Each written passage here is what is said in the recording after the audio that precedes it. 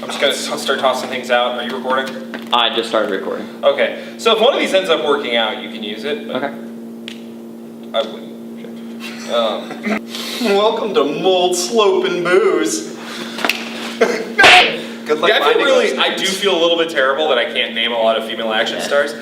Well, I mean, like Zoe lot. Saldana from Guardians of the Galaxy and Star Trek. I think she could be pretty. Okay, yeah, Zoe Saldana, I could definitely see. It's It's mostly like a.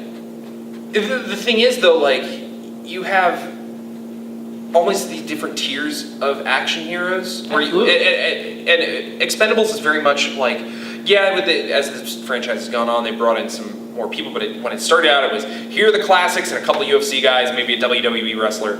That's your thing. You're here to see the action stars. Right. But if you look back at the eras that they were drawing from, how many female action stars can you really draw out? Yeah. They're there. It's just there always has been more of a, at least with action movies, there's always been more of a focus on a white male protagonist or exactly or non. And that's definitely not great. No, it's very stacked, unfortunately. Yeah, unfortunately, but when it comes to if they're doing an all female Expendables, I really think that they will be scraping the barrel not only to find good ones, but to find good ones who will actually take the role. Sure. I mean, scheduling, actual desire to be in something like that. If you got someone like Zoe Saldana, she was just in Guardians of the Galaxy. She is just skyrocketing right now. Yeah.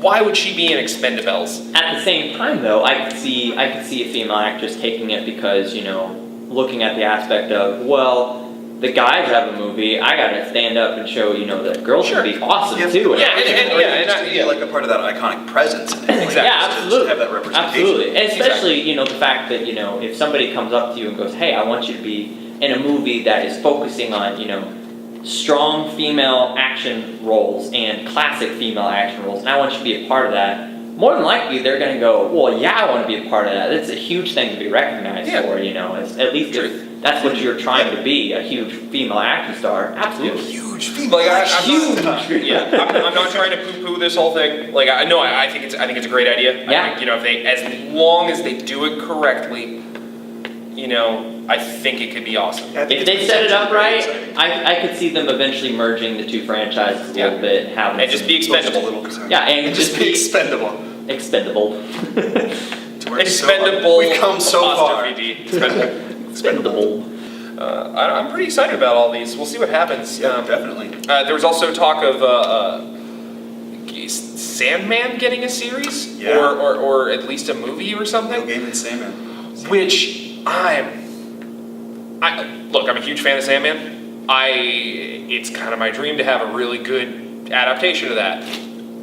It doesn't seem like the thing that would really translate to a single movie. Yeah, that's kind of the way I feel about it, is that Sandman really excelled as a comic book. Like within that particular medium, it did very well at what it did. It had very particular art stylings from issue to issue. And even while that is really scene to scene, and while that is really neat, and it might be nice to see that transition into a film, I think that it'd be cool to see what they come up with. Like I think there's a lot of ground there for DC to play with. And I mean, it has been proven that you can kind of take the art style from a lot of Neil Gaiman stories, which he's always kind of prided himself on the artists he chooses to work with. If you go back and look at things like Mirror Mask, which he made with Dave McKean, Coraline, that's an adaptation of another one of his stories. They have very specific art styles, and I felt like they were executed very, very well. And then there's also talk of one of his stories, American Gods, getting an HBO series. I think that Sandman would be a bit more geared towards a mini-series, especially considering the amount of DC series that we're getting already. We've already got Arrow, we've got Flash, Gotham, and God knows they're probably more on their way at this point. So I'll be interested to see what they end up doing with the property. Just please do it right. That's all I'm asking for. Got a lot on your plate. Yeah. Don't fuck it up. Please don't fuck this up. You guys have a real bad track record. Like, I'm almost inclined to say, stick to the animated stuff. You're really, really good at your animated stuff. Marvel can't touch you in that. All their stuff's garbage. But like, I'll watch Justice League any day. That said, Batman is kind of like the only good live action series they've had. Arguably the new Superman series. Arguably. A lot of people are polarized on that one. I thought it was pretty fun, but on a related note, Batman vs. Superman just got pushed up, which is a really nice change considering how much it's been pushed back.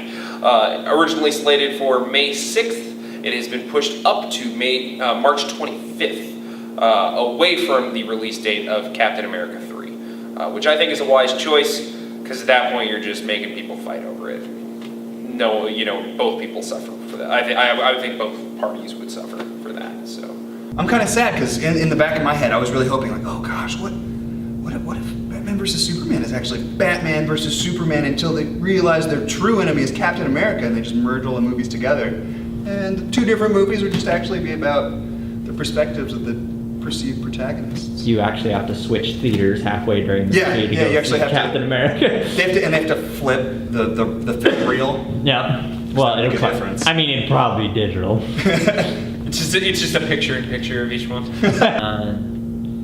You got to know where to hold up. Know where to hold up. Instead of a trailer of the week, we have Gus singing for 30 seconds. There's a blog I follow, it's just like album art, like weird album art from wherever, and someone had posted a fake album called, there's 15 songs that are impossible to strip to. and The Gambler was one of them. That's great. I feel like there's a like we could do a response video to that. Yeah, like Although we have to us stripping be these very songs. God, no when to hold them. Okay. Thanks for watching Cold Open News. I'm Henry. And I'm over here. Welcome to Cold Open News. I'm Kalen. And I'm Colin. Welcome to Cold Open News. I'm Kalen. And I'm not. This week in the world of Cold Open News. I'm Kalen. And I'm sexy. Welcome to Cold Open News. I'm Kalen. And I forgot. This week in the world of Cold Open News. I'm Kalen. And I'm a badass Ketchum. Welcome to Cold Open News. I'm Kalen. And I'm the CEO of Dumb Starbucks. Welcome to Cold Open News. I'm Kalen. And I'm two perpendicular lines. I'm Kalen. And I'm Kraft Singles. Welcome to Cold Open News. I'm Kalen. And I'm Gus. I was steeled for it.